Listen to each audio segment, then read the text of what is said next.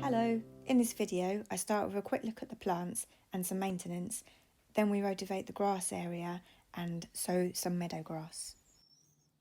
In the silver box, the tulips and grape hyacinths looked perfect for about a week. The cream tulip is called spring green. The red was supposed to be green spirit, but obviously there was some kind of a mix-up. They are starting to fade now after the rain, and both of the rogue red tulips have taken a turn. Insects, slugs and snails, maybe even mice, are all feeding in the garden. We're pleased to see the bee, but what about the rest of the creatures? The primroses have been savaged, and there are bites out of the echinacea, and holes in these tulip petals. The tops have been chewed off of these muscari, which are in the flower bed. The crocus leaf has been stripped, and also some bites out of the hydrangea's new leaves and the hellebore. I found some snails hiding in the leaves of the hyacinths, but I'm sure there are lots of slugs other places. The hyacinth flowers at the sunny end of the bed are now over. I'm going to cut the stem back as low as I can reach.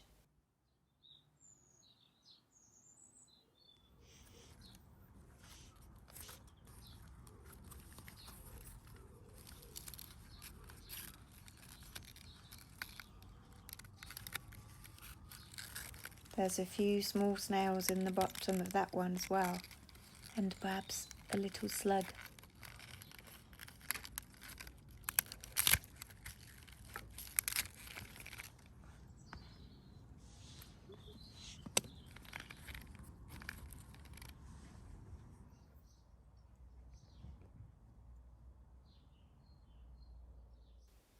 I'm going to add some compost around the hydrangea. First, I clear away what is left of the strolch. It's not so easy to reach in over the tulips, trying not to damage them. This is ericaceous compost. I'm using that because it's all that I have left at the moment. I firm that down, and on top of that I'm adding a good layer of strolch, keeping it away from the base of the plant. When I water it, it will also clear the mulch from this area.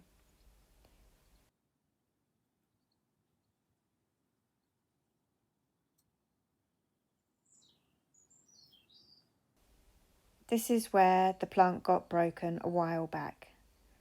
It was one night something must have come in, maybe a fox, and it trampled over a few things, and that stem was broken off. There aren't many shoots at the moment. I'm a bit disappointed by that.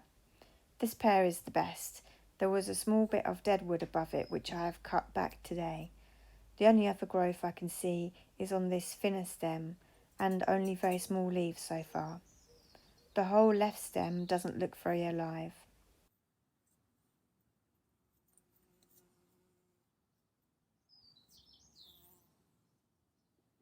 This is the taller Mahonia of the two that I have. It is Mahonia media Lionel Fortescue, and it can grow up to 4 metres.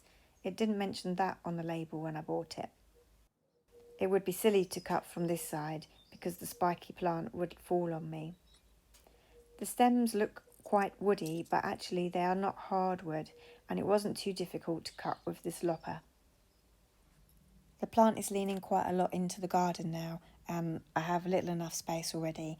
That's why I'm cutting it back, hoping that it will shoot another stem up, which grows a bit more vertical.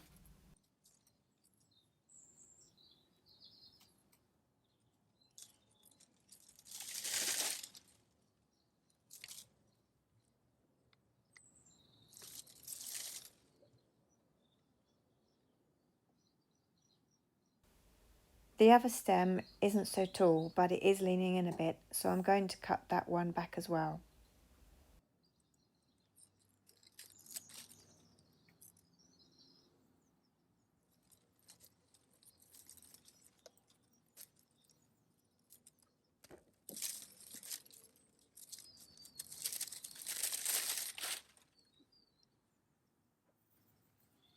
Now we will have some space to rotivate underneath it. We only placed these stepping stones onto stand, so it's easy to move them. We're going to put a new path in, so we decided to rotivate there as well. I'm also now going to have the planting on the left side coming all the way up to the new path. This little rotivator easily tackles the compacted clay ground. We had used it a few years ago when we completely reseeded the lawn. We made a lot of effort to get it down to a fine tilth and spent a long time raking to make sure it was level. And the lawn was amazing for a couple of years. But when it was walked on, the ground became uneven and compacted, and in the winter it flooded, and in the summer it becomes dry and cracked. So it was a constant battle to keep a nice lawn. So this time we're just going to do it a bit rough. And for the time being, I'm just going to be putting down the meadow grass inside where these sticks are. I'm using this 14 species meadow grass mix. I bought it last year and tried some in a tray. It wasn't anything spectacular, but then I didn't use the right growing compound. So we'll see how it grows just in the normal ground. Since I've got quite a lot of this grass seed and it is a year old, I decided to put quite a lot of it down, perhaps too much. But then I can allow for things to eat it and for some to be washed away and for some not to grow. I'm covering it just with the normal soil that's in the garden. There's no added compost or topsoil or anything. It's just what exactly is there is what's there. Even though rain was forecast, I did give it a quick spray. The next day, I planned to plant up the area on the left between the two flower beds. I placed the plants in the area where I was going to plant them, but then I noticed that the rotivator had thrown up soil and had covered up the little gap of stones, and I want to have an air gap between the fence and the soil. It's also created a slight dip, so I'm having to rake back this soil, and I'm going to have to do a little bit more work before I put these plants in the ground. I will have to do this quite soon though, because everything is growing so quickly.